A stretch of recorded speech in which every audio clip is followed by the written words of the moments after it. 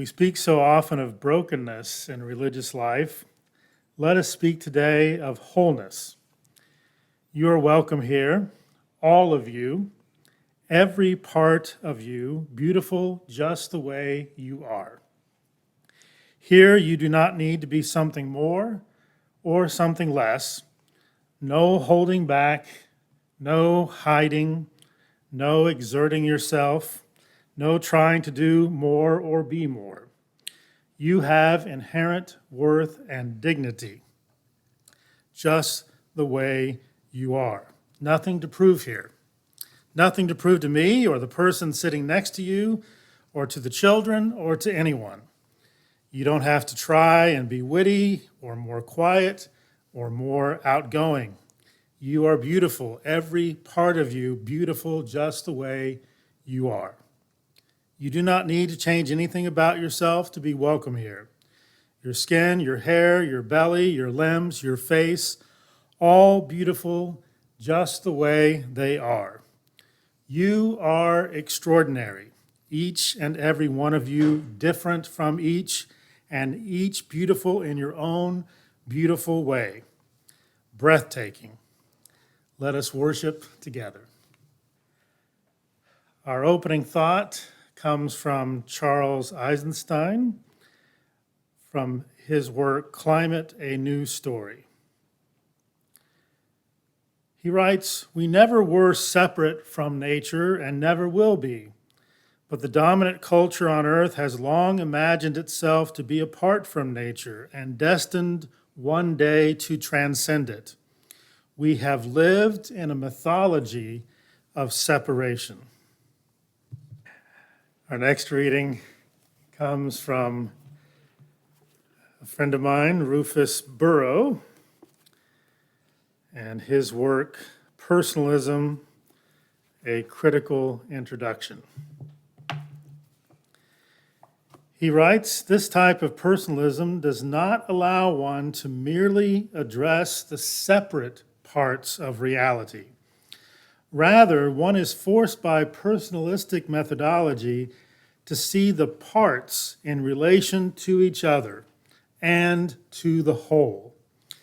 Therefore, though one may choose to abstract a given aspect or element for isolated discussion, for example, nature, one must finally consider it, like nature, in relation to other aspects, and finally in relation to the whole of reality.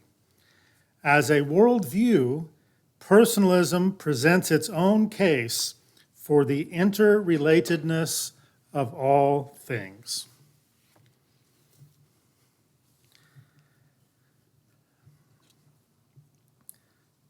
For our meditation this morning, we'll be hearing from a writing by Andrew Hill, Great Unity Beyond All Differences. Let us take a breath in and out.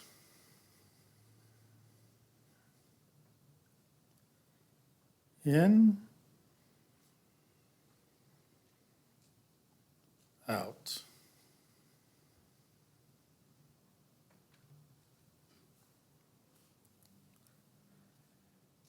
Out of a troubled world of expediency and selfish strife, we come to this place set apart for the renewal of vision.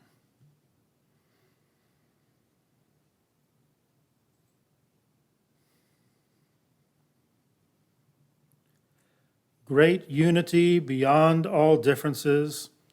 Should our lives be narrowed by personal sorrow or tragedy, envision us with a sense of worth.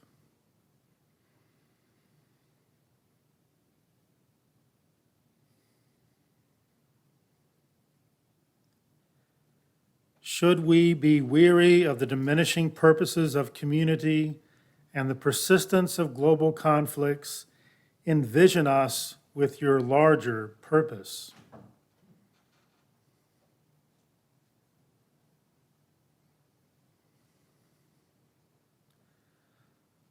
should we feel lost upon earth's lonely cosmic shore, envision us with joy and wonder.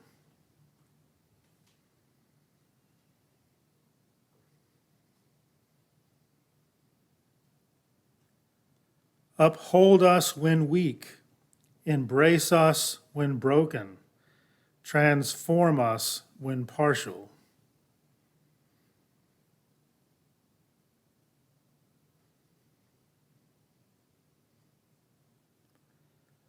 Restore us to your great unity, that we and the green earth and the cosmic law may become as one.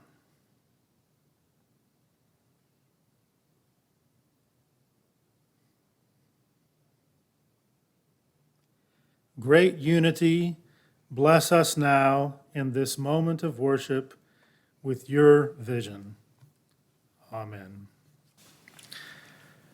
Our next reading comes from Dorothy Day, from The Long Loneliness, the autobiography of the legendary Catholic social activist. She writes, "We have all known the long loneliness, and we have learned that the only solution is love, and that love comes with community." As I began the discourse this morning, I remember with thankfulness Rufus Burrow, whose words I read a few moments ago, who unfortunately we lost during COVID. And I'm thinking of him this morning because his views on the person were very influential on mine, and he also studied with mentors that we shared together at Boston University. So I'm thankful and grateful for his life and his work this morning. I'm going to be working some more with the thought of Kate Raworth today. I talked about Kate Raworth last time I was here when we looked at her work called Donut Economics. We've been having a book discussion on Zoom over the past 4 weeks. That's actually going to be ending this coming Friday. We've had a good discussion about ways to do our economy, work our economy out in such a way that we lessen the amount of human deprivation that we're experiencing in the world, and also lessen the amount of ecological degradation that we're experiencing in the world. The Oxford economist Kate Raworth also has some, I think, very helpful ideas about human nature and who we are as persons and how that factors into the way that we should live together and the way that we should do our economics. Raworth rightly points out that the economic image of the person that we've had recently, and unfortunately the dominant economic image of the person as an individualistic consumer, is, as she puts it, a reductionist cartoon caricature of who we really are. It's a cartoon caricature of who we really are. Our full personhood is much more rich. Our full personhood is much more complex. We are so much more than just consumers.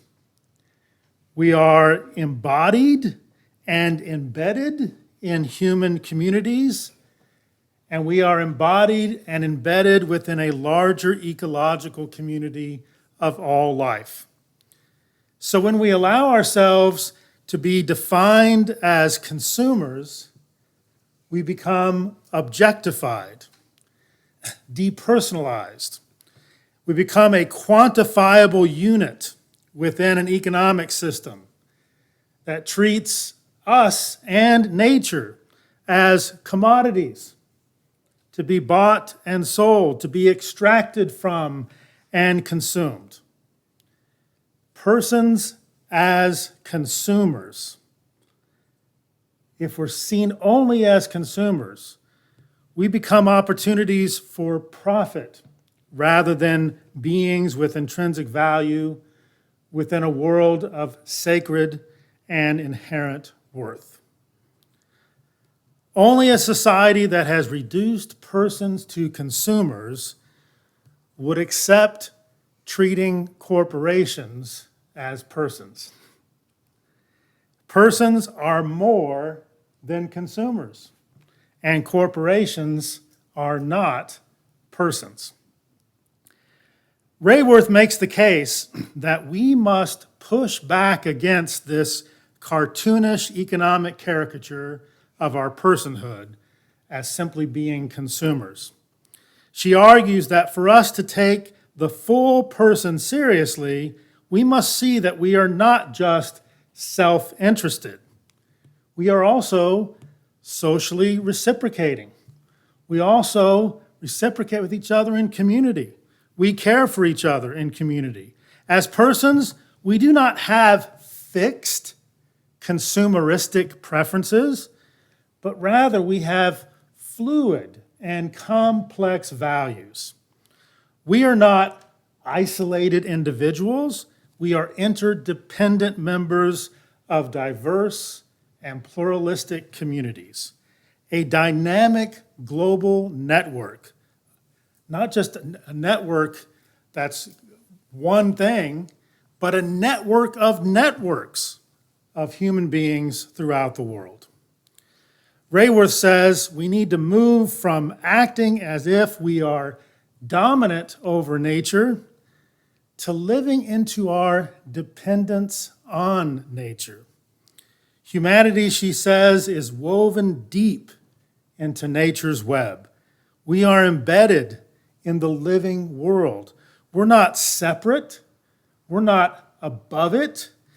We live within it. We live within the biosphere, not simply living on the planet. Life is less like, she says, a hierarchical pyramid and more like an interconnected web. And we, as humans, we are invited to see ourselves not at the pinnacle of all life, not as the pinnacle of all life, but rather as a participant in the community of all life on earth. Rayworth invites us to move beyond human-centered or anthropocentric values and to recognize and respect the intrinsic value of all living things. She invites us to see our ecological community not simply as a storehouse of resources, but as a network of relationships. Hers is a vision of the person as a person in community. The person as a person in ecological community. Another vision of this kind of holistic personhood can be found in the work and thought of one of my mentors, Walter Mulder, who was also a mentor of Rufus Burrow, whose work we read from a few minutes ago.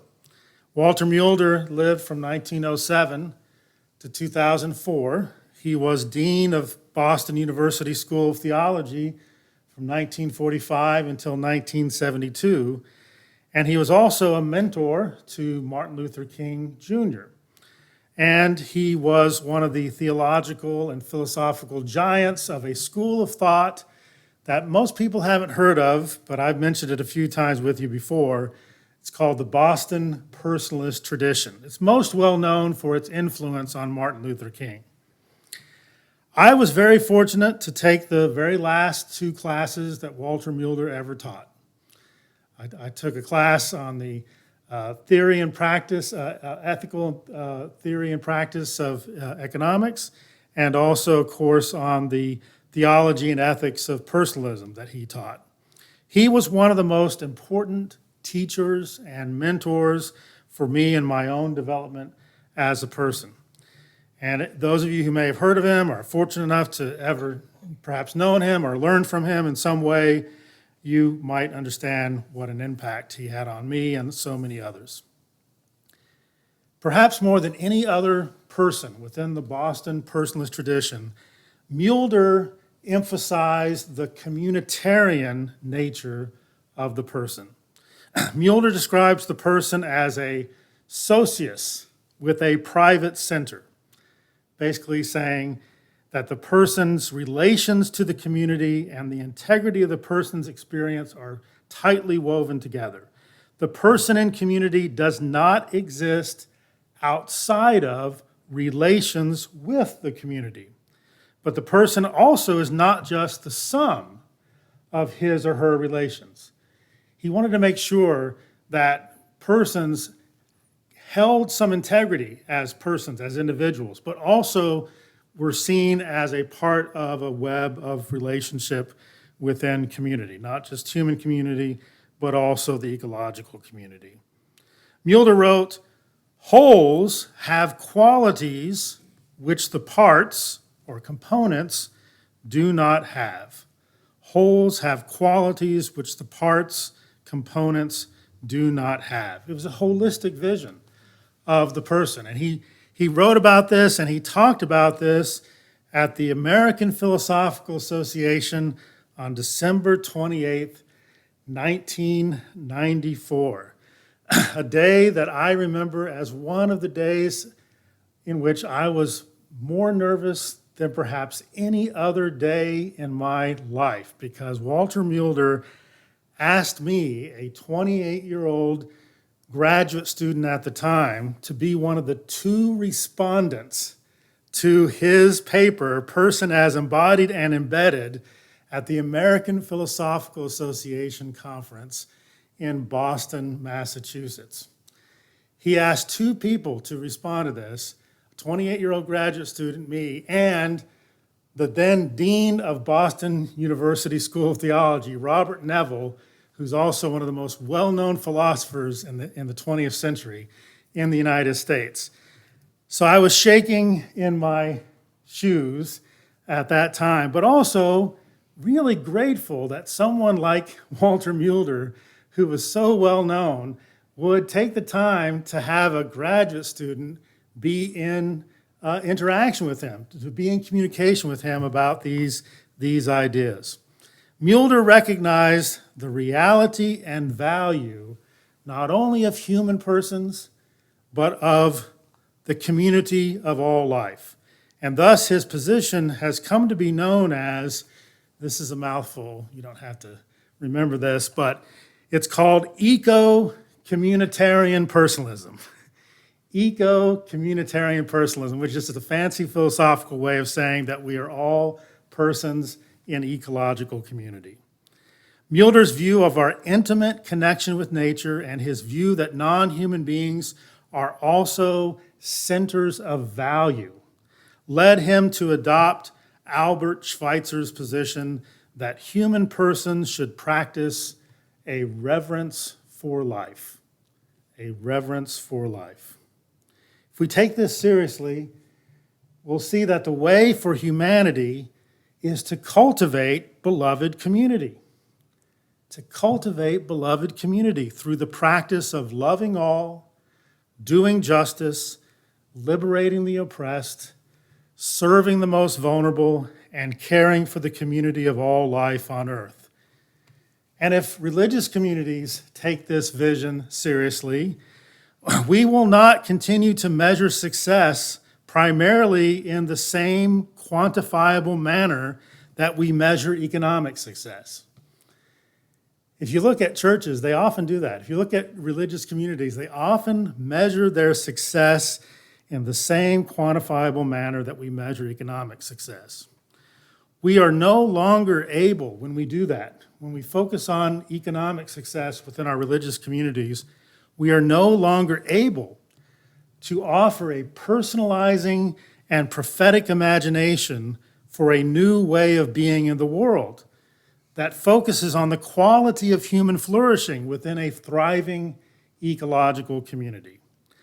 A thriving religious community is one that contributes to this prophetic vision. It's one that energizes the community for its implementation. It's not simply a large number of people who experience endorphin-inducing entertainment once or twice a week, Though I will say that bell this morning did induce some endorphins.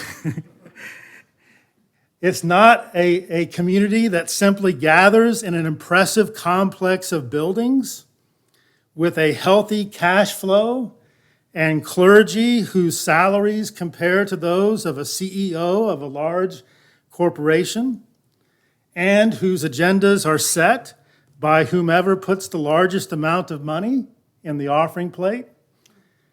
This is not the vision of a thriving religious community. We need religious communities to be a place where it is safe to be our full persons and not some cartoonish caricature of ourselves as individualistic consumers. We need religious communities where it is safe to be our whole selves, with all of our complexities, with all of our uncertainties, with all of our passions and compassion, with all of our strengths and weaknesses. A place where it is safe to be who we are, while at the same time challenging each other, challenging one another to participate more fully in just and beloved community. May we find ways to joyfully work together to make it so. Amen. At this time, we'll have our time of giving.